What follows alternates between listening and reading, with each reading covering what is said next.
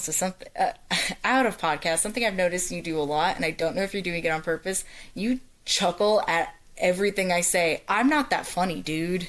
It's just I guess it's a nervous tick. It happens a lot. It does. I mean, I notice it in the editing too. I'm just a little I'm a little chuckling boy. Oh, you're something. Not little. Anyways. I'm Chuckle Charles. Ew. I'm gonna come at you with a little goose down feather and make you laugh. Ew. No. A single goose down feather is so uncomforting.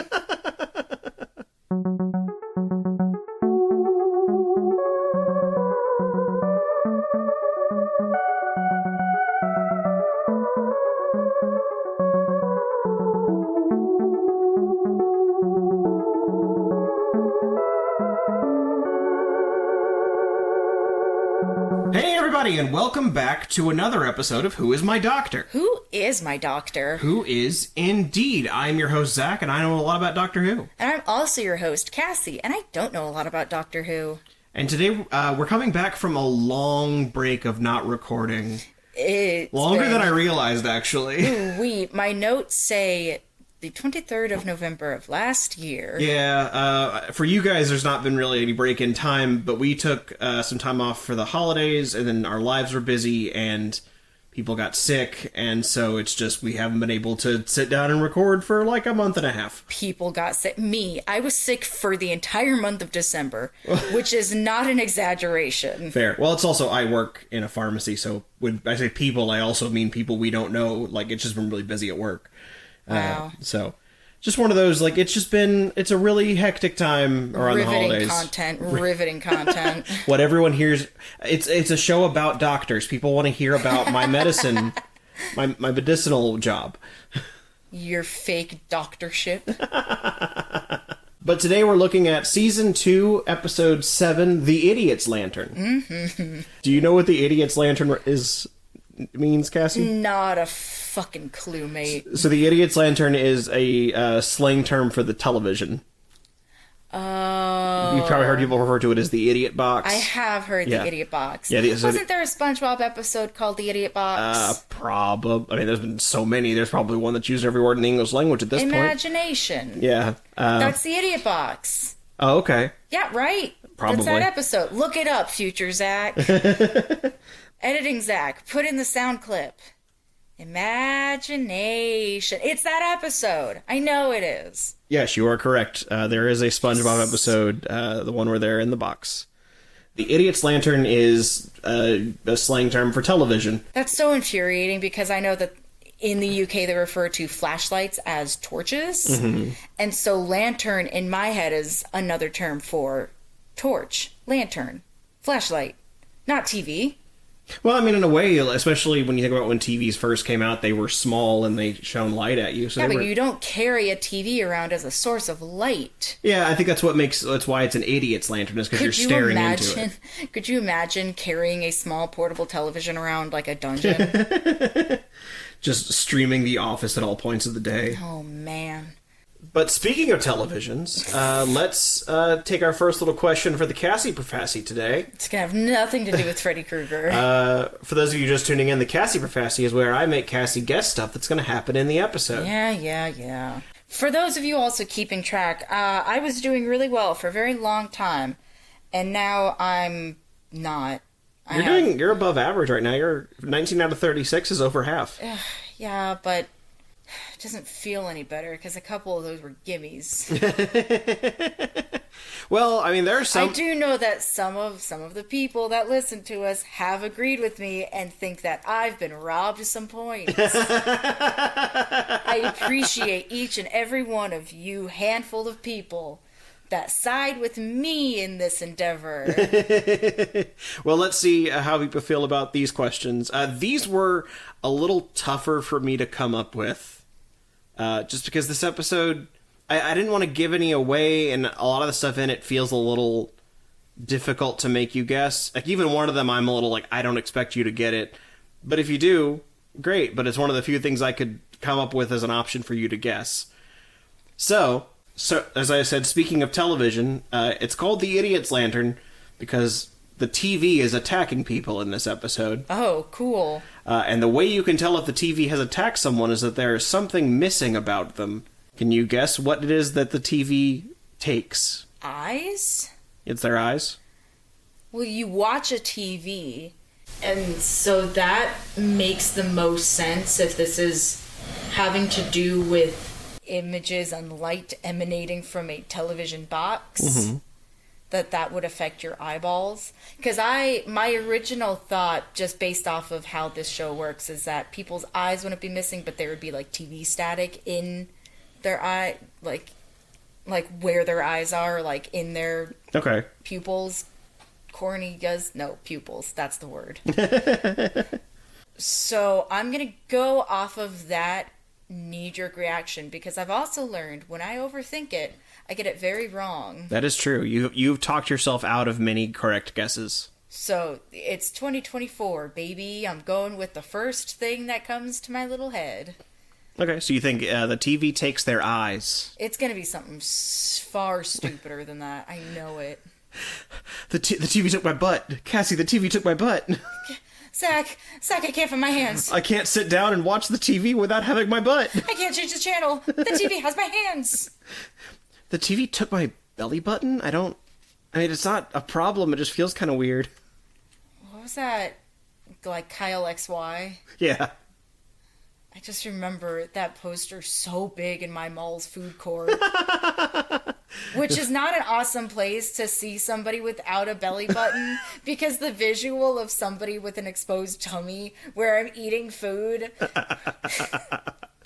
there's just something about it that was so off-putting, but it burned itself in my memory. It was right by the hot dog on a stick. A place I frequented a lot because I was angry that it wasn't a Wiener Schnitzel. And the other question for the Cassie Profassi today. This episode takes place in 1953. Ooh. During a very important event in Britain's history. Oh my. Can you take a guess what that event might be in 1953? Absolutely not. I took AP European History. Do you know when AP European History stops? Probably right at World War II. Yeah, basically. Because then that's when it transfers over to AP U.S. History, where one of the largest things to happen in European history, then the focus turns on to America's response. What happened in the 50s in Britain? Does it have to do with the royal family? It could. Can I ask when Princess Diana was... Princess Diana died in the 90s. In the 90s. Okay, so she wasn't made Princess Diana until the 70s, right? No, and just to be fair, I will tell you, it does involve the royal family. Okay. Because I know the Queen was a young person in the 30s and 40s, so I feel like it has to do something with the Queen. Okay. Either coming into office. That's not the term you use. No, for Queen it would be coronation. Okay. I'm going with that. That's when the Queen is coronated. The coronation of Queen Elizabeth. Thank you, yes. Aha! Man, British people are going to hear that and immediately tune out of the podcast. You are the one that did it. I'm being respectful this time. Governor. Well, let's find out if the TV takes people's eyes and if the Queen is being coronated in the Idiot's Lantern. Yeah, Idiot Lantern. I was writing in my notes. We'll be right back after these messages. These messages?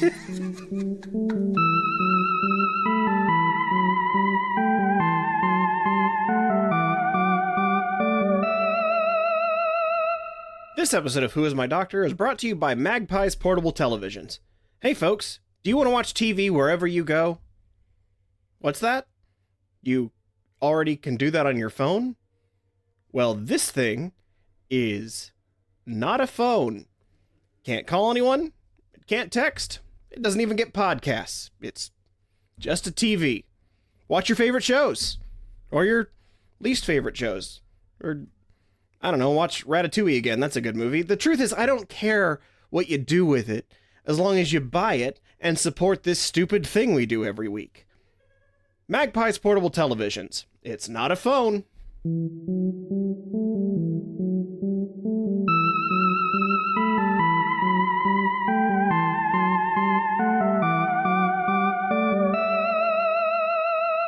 And we are back from the Idiot's Lantern. Hooray. Hungry. This one holds up a bit more than I remember it holding up. Yeah. I mean, it's just this one's always... I always forget this one, and I think it's because the climax kind of falls flat. But it holds up. It's one of those that I'm certainly happy when I return to it, and I'm like, oh, right, this one is actually pretty good. I mean, I wasn't dissatisfied with it. So what did you think? I don't know. Because in past episodes, we do have some very conflicting Tennant and Doctor being a feminist and then also being a little sexist. Yeah.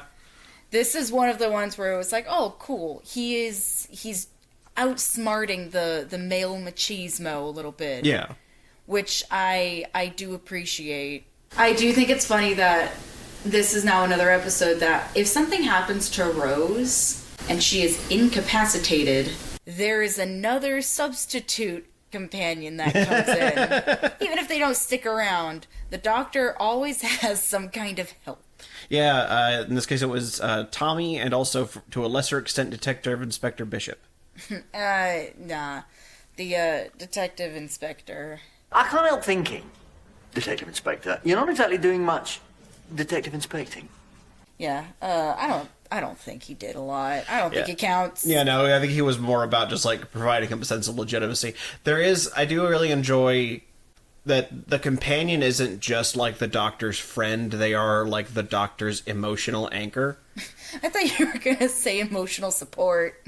Well, what I mean by that is, like, as soon as Rose in this episode has her face taken away, the Doctor is furious. I will say that fury reminded me a lot of Eccleston's Doctor. Yeah, that's a really nice, like, through line of these two Doctors. Yes, because Tennant's Doctor feels very tongue-in-cheek, very, like, scampy, like...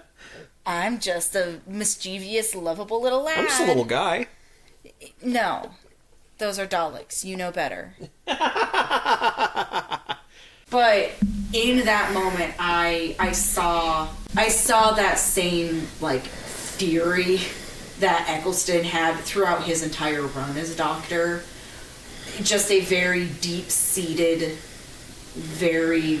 angry about the circumstance that he's found himself in, or that he caused. And to a lesser extent, the Doctor doesn't cause Rose to have her face taken from her, because she willingly stays behind, and he knows that he's leaving her behind in the pursuit of... The Doctor leaves Rose behind in pursuit of the investigation, which they both know, like, okay, cool. They're parting ways for right now, but they will meet back up at a later time. Yeah. Because Rose is actively participating in the investigation. Yes. And does a very good job at going from one point to another and learning more without the Doctor there. She's more independent. Yeah. And... plays a much larger role than just being the complementary character. Yeah.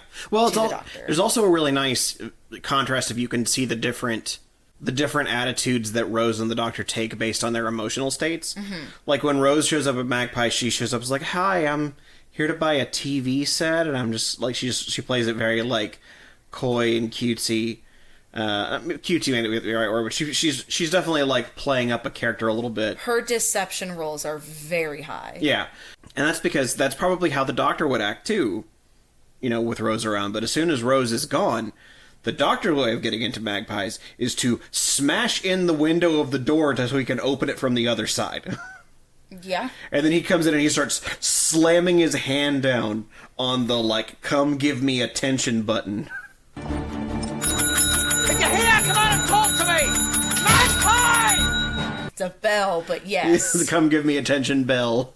We are getting a little bit ahead of the game here. We're getting about halfway through the story, so let's loop back up to the top here. Let's go back in time slightly. And back to when Magpie seems to have a problem with he's having a problem with his finances. He's 200 pounds overdrawn, and then the Wire shows up behind him. My question is, and it doesn't ever really get answered in the episode, is where the fuck does the Wire come from? They are an alien that was clearly, but why here? Why now? So basically, the idea was that they had been more or less sentenced to execution by their people, which robbed them of physical form, and their lack of physical form in seeking a new place found Earth and the electrical signals going through the air. So the Wire is now a being made of electricity, and has just sort of found its way to Earth in trying to escape its execution. Okay. I suppose that... Did that get revealed during the awkward climax? Ooh, how unfortunate. Awkward climax. They sort of break it out piecemeal. Okay. Like the Wire says that her species robbed her of her physical form. The Doctor says that the Wire came to Earth because it likes to gorge itself on electrical signals, specifically the electrical impulses of the brain. Yummy. So why doesn't it just take the brain then? Why is it taking the face? So it's taking the faces because that's basically it's using the face to channel through the brain. Like part of the signals that it feeds on is like what you see, what you smell, what you hear, what you taste. Like it's taking all of those signals that go to the brain. It's taking the five senses. Basically, yeah. Nom nom nom. That's also why the only electrical impulse it has left is to clench and unclench its hand. Which also, the sound that they used for that made me incredibly uncomfortable. Yeah, it's I think it sounds like leather creaking. It was the kind of sound that made my spine hurt. Yeah. But the Wire, when it first pops into the TV, takes the form of the woman that was on TV just before the programming ended for the evening, while Magpie was doing his budgeting. Something that I did enjoy quite a bit about having the Wire appear as this woman in the television is it was giving Twilight Zone. Yeah, it actually is. At the beginning, when you hear her say, "Are you sitting comfortably?" That's the second time we've heard someone say that. The Doctor said it at the beginning of the school reunion episode. Are we sitting comfortably? That is a reference to an old TV show that used to read bedtime stories to children. Interesting. And it would start before she would read the story. The woman on TV would go, "Are you sitting comfortably?" And so they're sort of an echo of these writers grew up watching this kids show. Okay. And they're putting it back into this show, which is kind of cute. But even with that, it was the fact that this did feel more horror-centric, just because the visual of a person without a face is unsettling, and that was only heightened by the overuse, in my opinion, of Dutch angles the entire time. There was not a single flat angle, nothing that ever truly was sitting still this entire episode. Well, there were some at the beginning. They drifted into the Dutch angles, especially in the middle.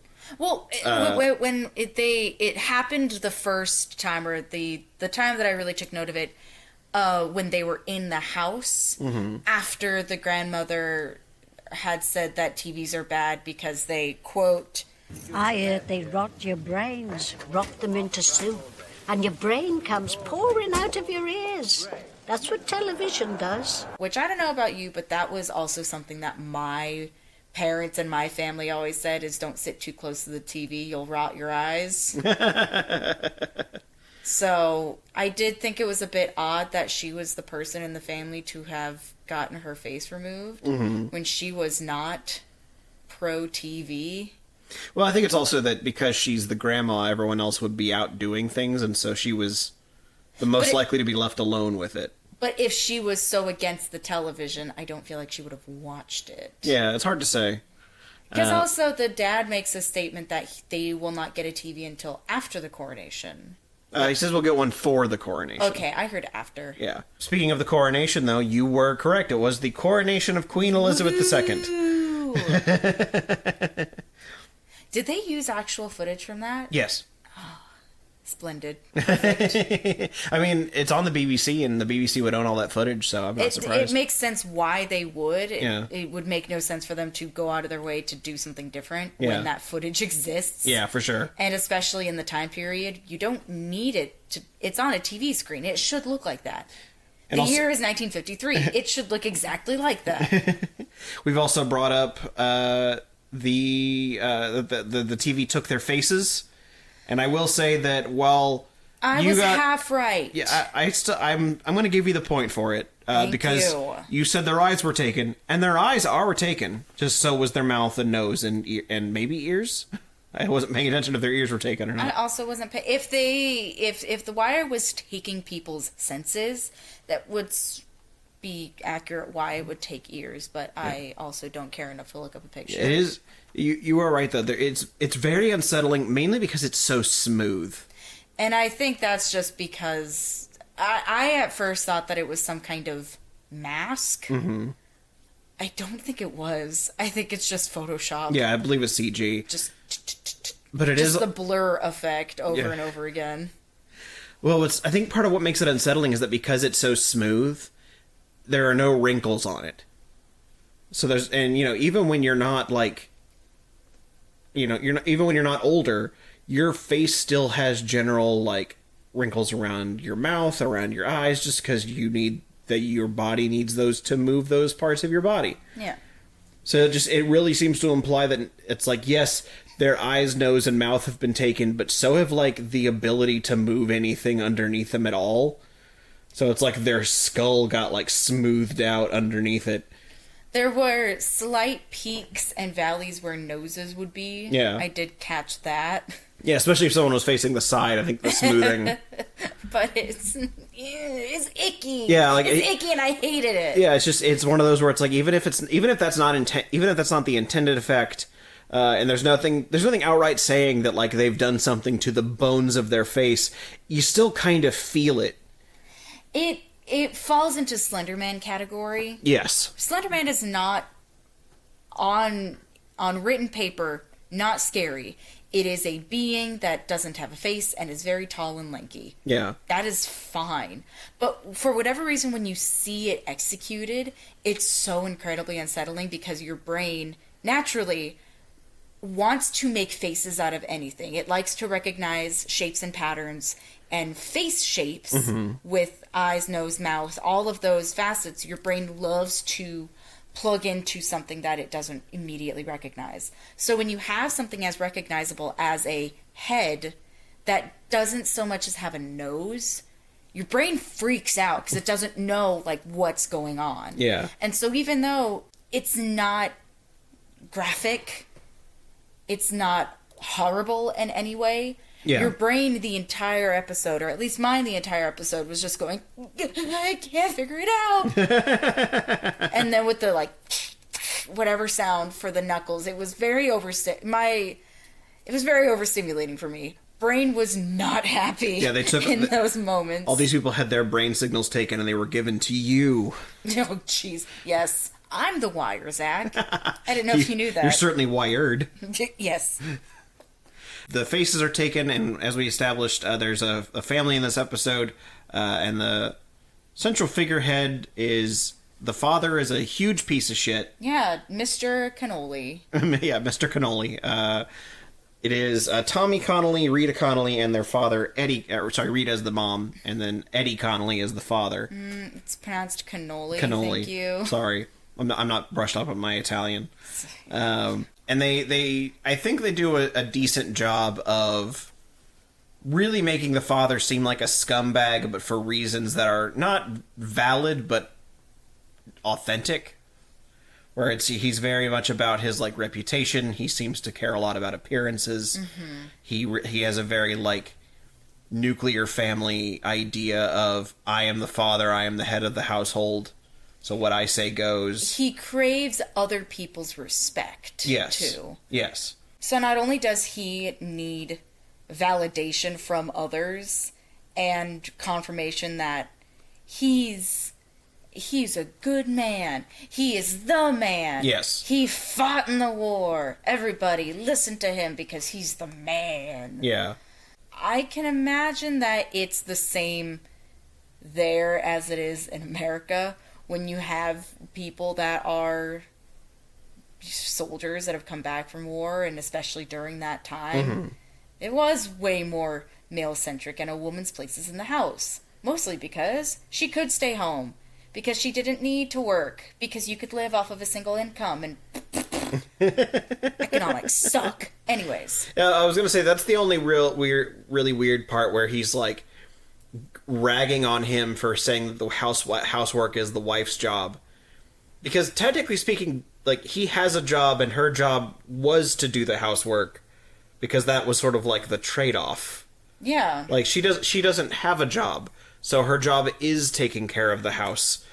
But he also took it to such an extent where it's like, this is beneath me, this is a woman's job, and I'm like that, and so I'm like, I am of two minds of it, where, like, it is sort of her job, but it's her job, not just the thing all women must do. Yeah.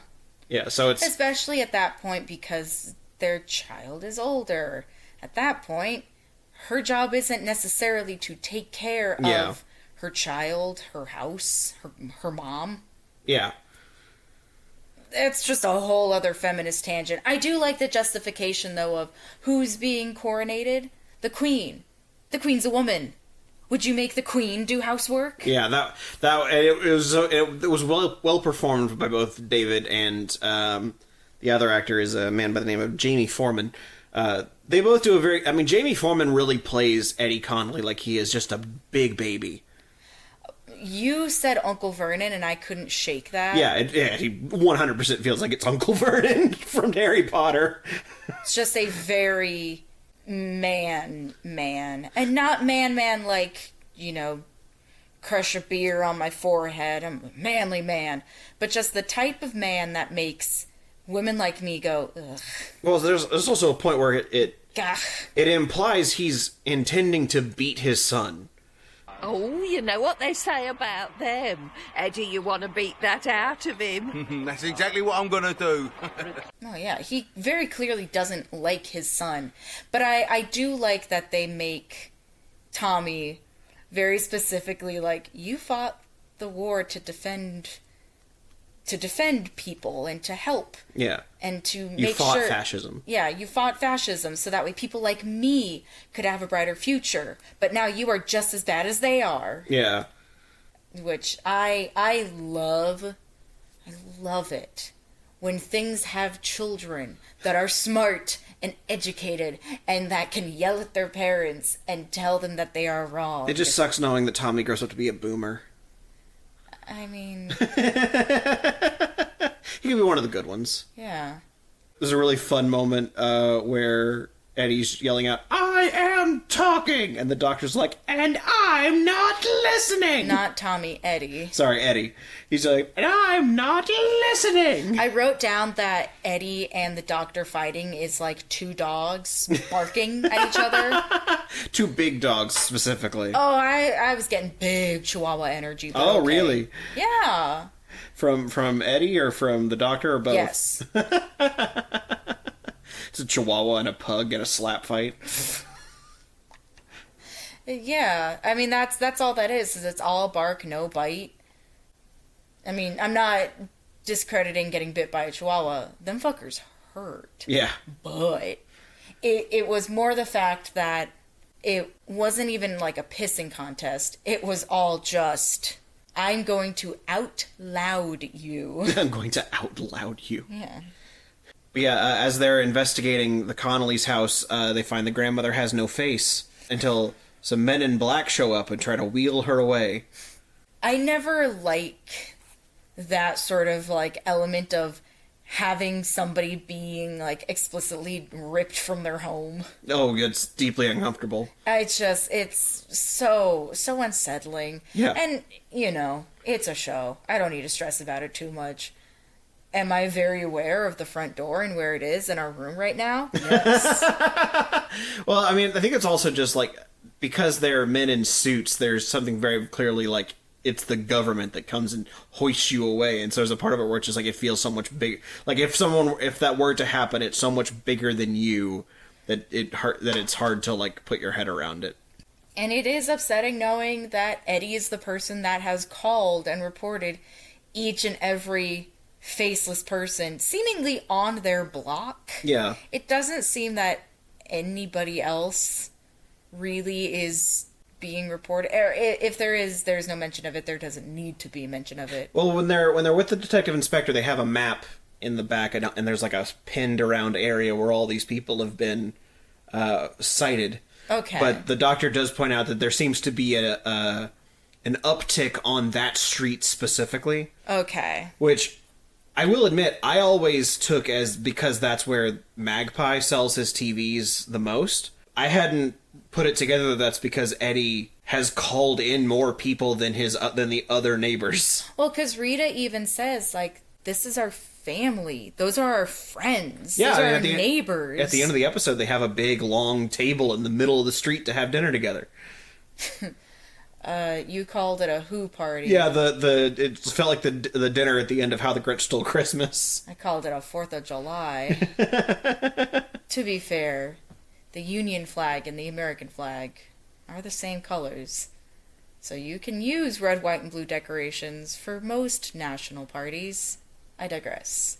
I do like, though, that discovery of Eddie having been the person to rat out the faceless on their street is the thing that tips Rita over the edge and tells him to get the fuck out of not his house, not her house, but the house that is in her mother's name. Yeah.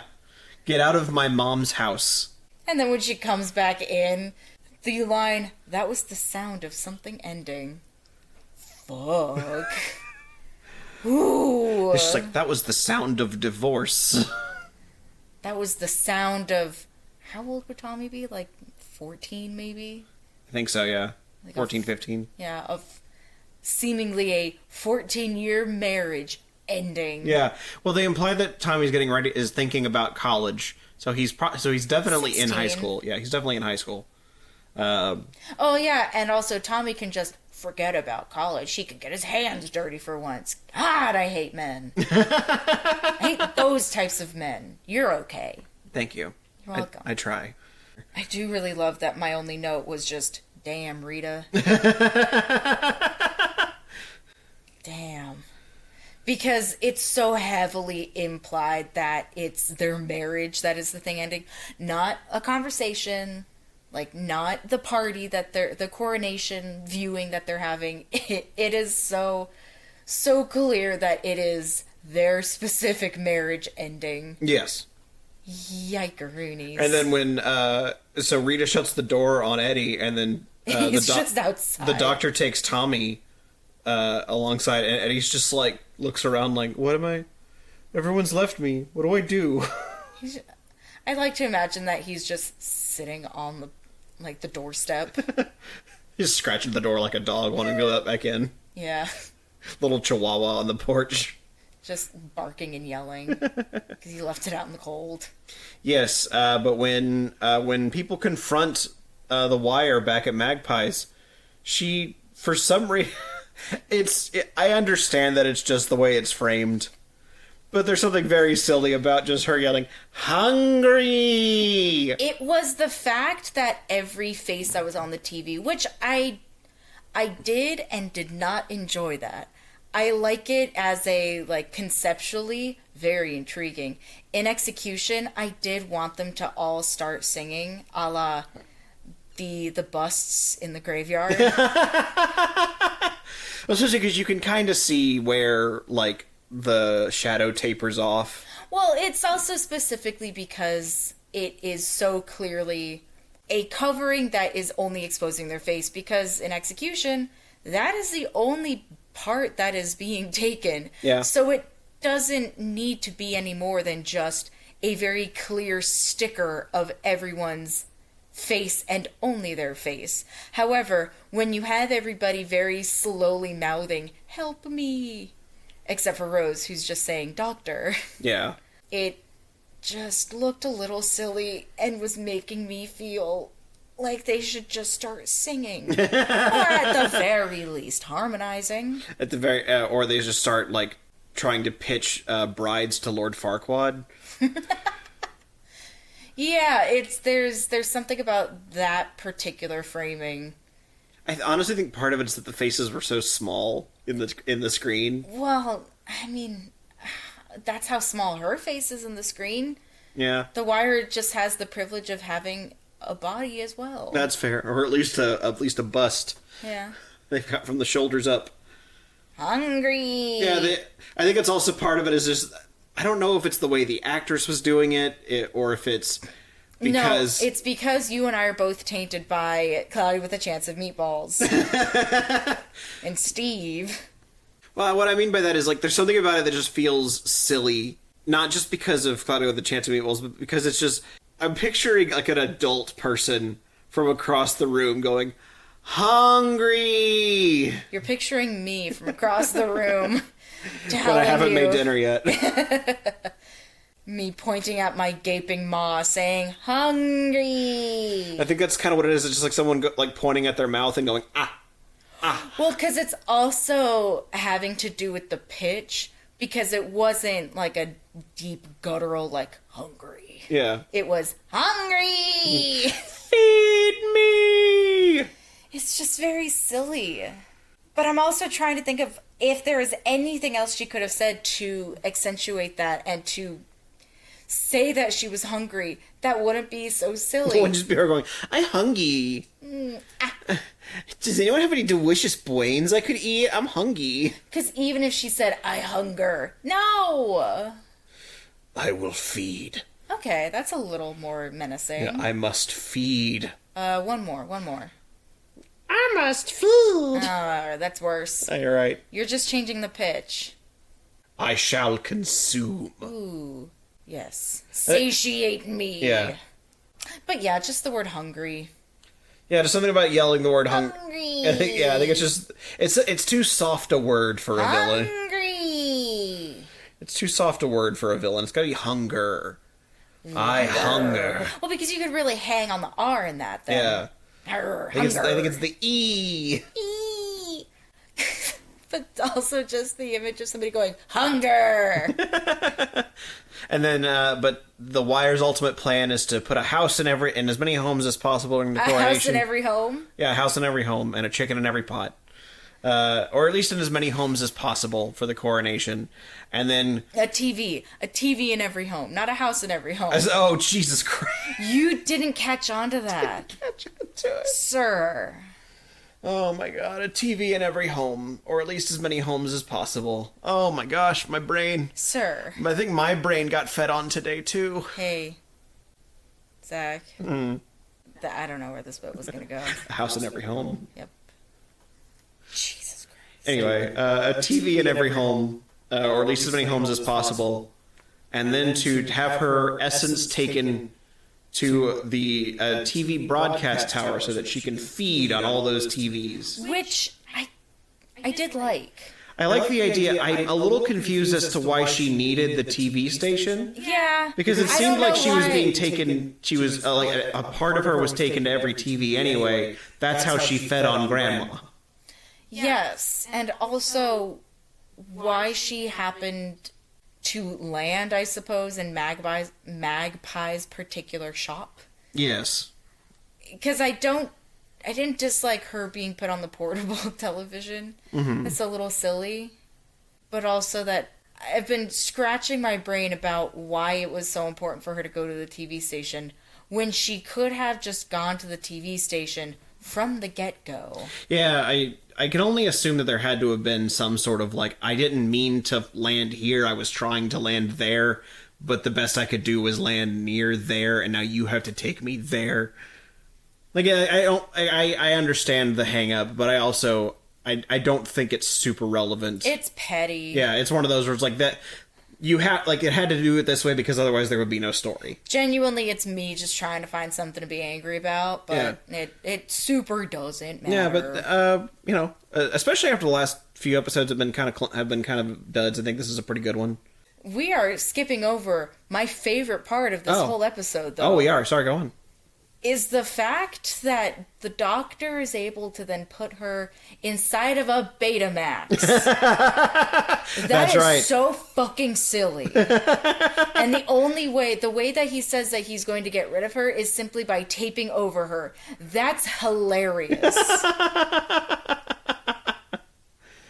God, just oh my God. An episode of EastEnders where a supervillain used to be. And the very ending of the show where we see Rita handing Eddie a single suitcase. That's all of his clothes, I guess. He keeps all of his pens in there. Remember when he walked in the very beginning of the episode? He's in a suit. And he's got like a whole like chest of pens. I thought that was supposed to emulate his army status. Yeah, I think it's a military badge. But it's just huge. Like, it takes up what feels like a fourth of his shirt. So I'm assuming that's why that's what's in his suitcase, is just his military pens. His elaborate collection of pens. But then you see him walking down the street, and Tommy effectively says, "Good riddance." Yeah. But in that moment, Rose says, "He's your dad. Go to him." Rose is very pro-dad. Yeah. Because there's a part where it's like, you don't have to do anything, Tommy. Your dad sucks. Yeah. Don't listen to them. Your dad can fuck off. Go to him. Save your dad. Yeah, that seems to be... I mean, I get it. There is a part of me that appreciates the, like, you've saved the world, you can save your dad, that sort of mentality. But there's also a part of me where it's like, it's not just that he was kind of mean. He talked about beating him. Like, you don't necessarily need to be kind to people that have physically assaulted you. Particularly in the same day. Yes. Mere hours after being threatened. Yes. This is either the same day or maybe the next day at best. Oh, it's the same day. Rita's wearing the exact same dress. dress. Yeah, that's a good point. It's the party. I don't know how they were able to set up so many tables so fast and string flags and pendants. Yeah, penance. Yeah, penants. Okay, because for me, penance is going into a closet and having a priest tell you to say 5 Hail Marys, and all of your sins are forgiven. Spelled differently. Penance. Yeah. Penance. What's so funny? Penance. Silly joke. I do like Rose having a pro-dad stance. Yeah, well, it fits for her character especially. As someone who cannot chase after her dad. Except for when they happen to fall between timelines. Yeah. And in that particular timeline, she was a dog. Well, you remember that much at least. Yeah. Well, let's see how we feel about this next episode, because these next ones we're going on we're going on to another two-parter here. And it was this two-parter we're coming up on was one of my favorite stories for a long, long time. Okay. I don't know if I should say a long, long time, because it's my favorite one of this season for sure, and I don't know that anything... Well, and I like it more than most of Season 3, but it is also very personal, the reasons why, because it hits a little nugget that I like. So we will talk about that nugget next time on the next episode of Who Is My Doctor? Zach, I don't want to hit any of your nuggets, though. Don't touch my nuggets. I don't want to. That sounds like it would hurt. No, leave my nuggets alone. I don't. I'm not even looking at them. All right. Well, I'll let you look at one of the nuggets on the next episode Please of Who Is My Doctor. I don't want to see any of your nuggets next time on Who Is My Doctor. Who is indeed? No, that we skipped over my line.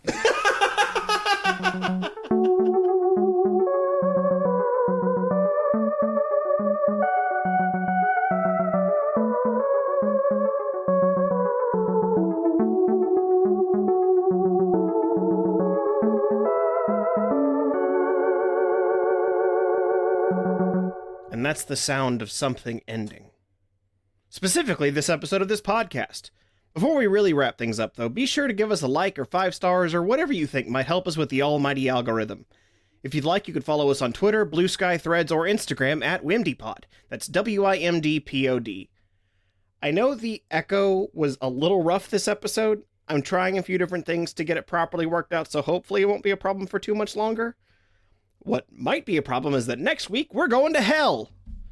Or the show's going to hell in The Impossible Planet and the Satan Pit two-parter. That's the next episode. So bring your rosary with you next Tuesday, because your Tuesdays are now Who's Days.